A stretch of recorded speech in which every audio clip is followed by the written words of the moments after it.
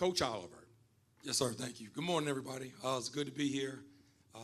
We're excited about the opportunity to play in the Orange Blossom Classic. We'd like to thank Kendra and the Orange Blossom Classic Committee for selecting our university to represent the MEAC down here. So we're excited. Our young men, our student athletes are excited. We did have some travel, little hang-ups back in Durham, so the guys just get on the plane now. We were supposed to leave out this morning, but I think the pilots overslept or something. They partied a little too hard last night. But they did just take off, so I'm happy about that. They're in the air, they're en route, so they should be touching down at about 11:30, 12 o'clock. But we're excited. I believe we have a good football team. We're going to look a little different than we did last year. Some new faces and some new guys that are going to step up and fill some key holes. But we're excited about where we're headed with our program. And, the opportunity to come down here and play a very, very good Alabama State team, well-coached team by Coach Robinson. So our Eagles will get tested on Sunday. But we're looking forward to a competitive battle. All right, Coach, thank you very much. Now we will open it up for questions. Now, if you have a question, please raise your hand. A microphone will be brought to you by Lisa Franson. Please, when you receive the microphone, please state your name, your affiliation, and who you are addressing your question to. We are now open for questions. Derek Ross here, asking a question for Kyle Mosley from Sports Illustrated HBCU Legends. Coach Oliver, how has your offense strategy changed with losing Richard to now Walker Harris?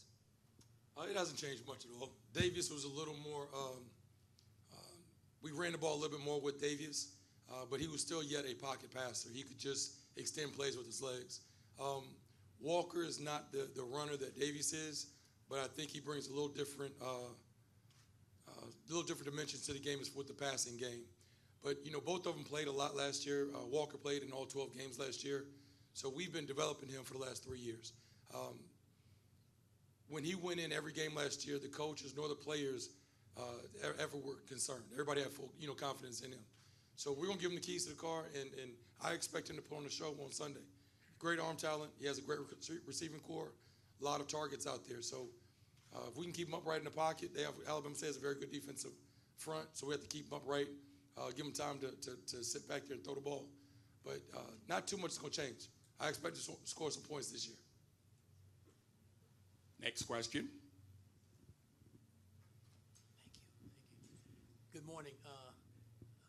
Noonie Robinson with the Westside Gazette newspaper in Fort Lauderdale. Coach, I just wanted to ask you about the turnover in terms of your talent, how many players that you lost from last year, and what changes have you made? And also, most colleges today run the same offense, the single back with the quarterback in the backfield. It seems like there's not a lot of diversity offensively. Everybody seems to be copycatting each other. Do you kind of agree with that philosophy, or how do you shape yours? Definitely. I think you have to, first of all, we did lose quite a few guys to the graduation or the transfer portal, but I think we had a lot of young talent. And it's crazy, I think we've been young since I've been here, but we got a lot of talent, a lot of very good young guys in the room. So I'll be excited to see those guys, when their number's called and they get the chance to step up. But as far as the offensive philosophies, it's kind of like phases. You look at people's clothes. Back in the day, kids used to wear the pants hanging off their butt and real baggy. Now they're wearing real tight clothes. And back in your days, y'all wearing bell bottoms, right? So, but it all comes back around. It all comes back around. You see kids wearing bell bottoms and afros and everything now. So it's kind of fads and phases, I guess you could say, that you go through. But we just try to cater to our talent. So for us as coaches, we have a lot of things that we can do. But it's all about the young men that we have in the room and what they can execute. So, this year you'll see us under center. And a lot of college teams don't go under center. They usually operate in a shotgun. So we'll do whatever our guys can do. And you can't be stubborn and say we're just going to do it this way, we're going to do it this way, because that's how we've done it if your guys can't do it. So whatever your guys can excel at and be successful with, that's kind of how we cater our offensive philosophy. Can I follow up just one follow-up question is that when you played Jackson State last year before, and you won that game, a lot of people didn't expect that. They thought Jackson State would dominate you. You thought that? People thought that? Yeah. But you knew better, apparently. What did you know about your team that we didn't know? I'm with these guys every day.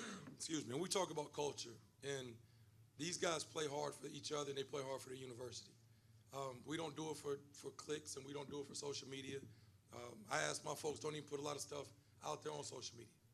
So when guys love the football, we love the game, and they're passionate about the game, you have a chance. Then from there, I thought that we were a physical football team. And when you're a physical football team and you can run the football, you have a chance in any game. So that's what we're going to do. First and foremost, you have to be able to win up front and run the football. Defensively, you have to be able to stop the run. If not, it's going to be a long day. So we'll try to establish the run. It's no secret. Most people around the country are going to do that. We'll establish the run on Sunday, and then that'll open up hopefully open up some things down the field in the back end, so we can Walker Harris can get to work. Next question. Follow-up question. Oh.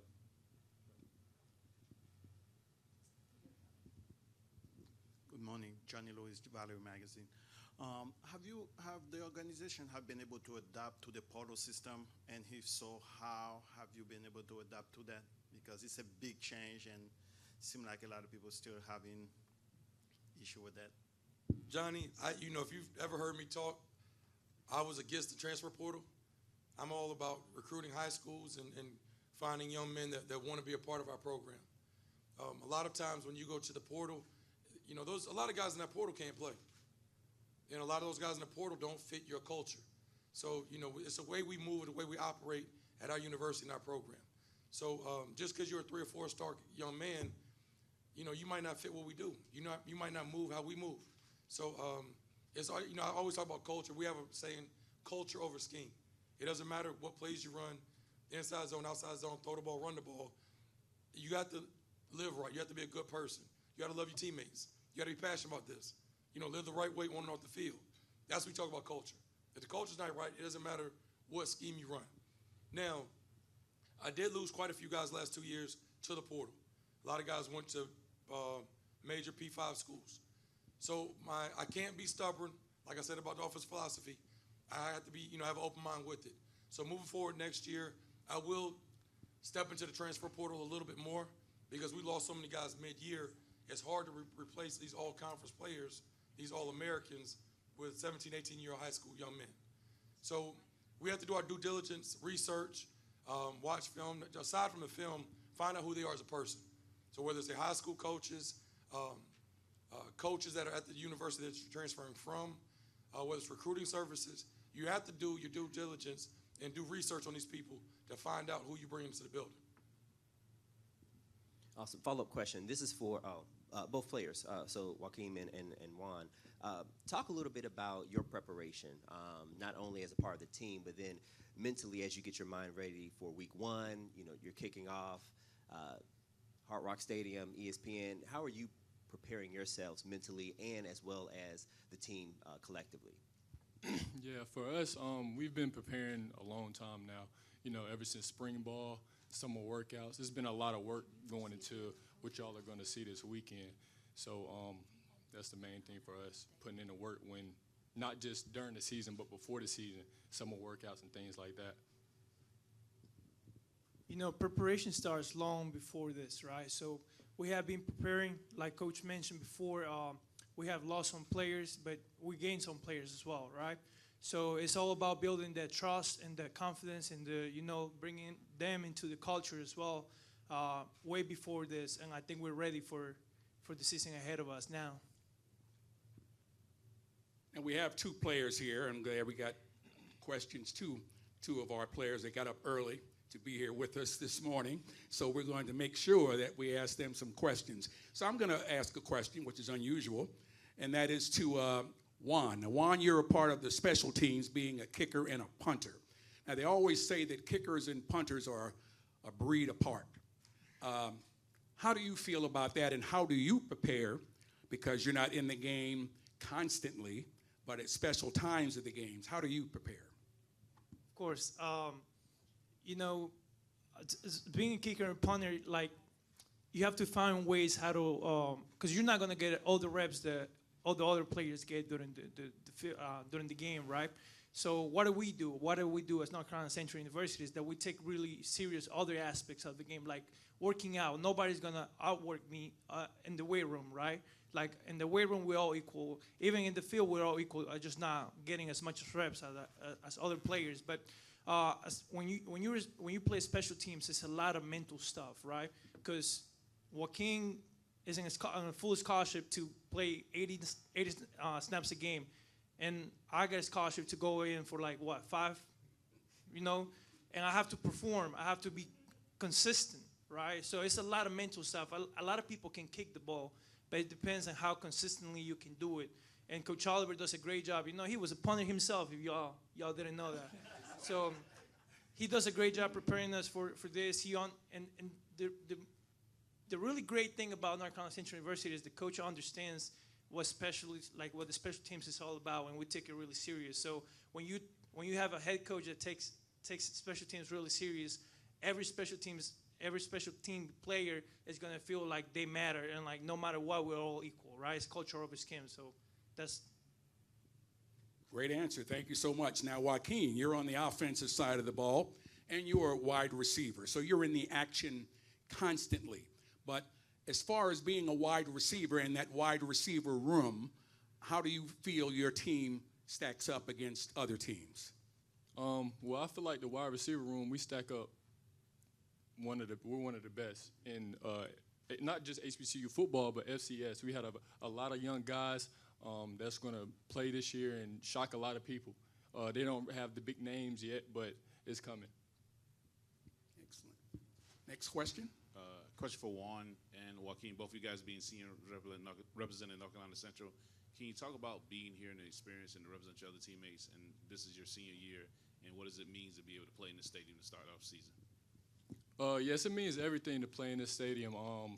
Like Coach told me when he first recruited me, he told me you're going to be in big games. You're going to be in games that's going to be on ESPN and things like that. And so for us to be seniors and to come out here and play in this venue that has so much richness about it is everything. Yes, kind of what he said. Coach Oliver has saved a lot of people's lives, and at the same time, he has changed a lot of people's life. He has changed my life forever, right? Giving me the opportunity to come to North Carolina Central University, and then finding my purpose as well. North Carolina Central, we believe in truth and service, and that's what we do. Of course, we're football players. We want to win, and we're going to win, right? But we're going to win outside the field as well in truth and service, and I think that's where North Carolina Central has changed my life forever, finding my purpose and giving back to the community and giving back to the people as well. And we do this so people back in the Bull City can feel proud of themselves as well,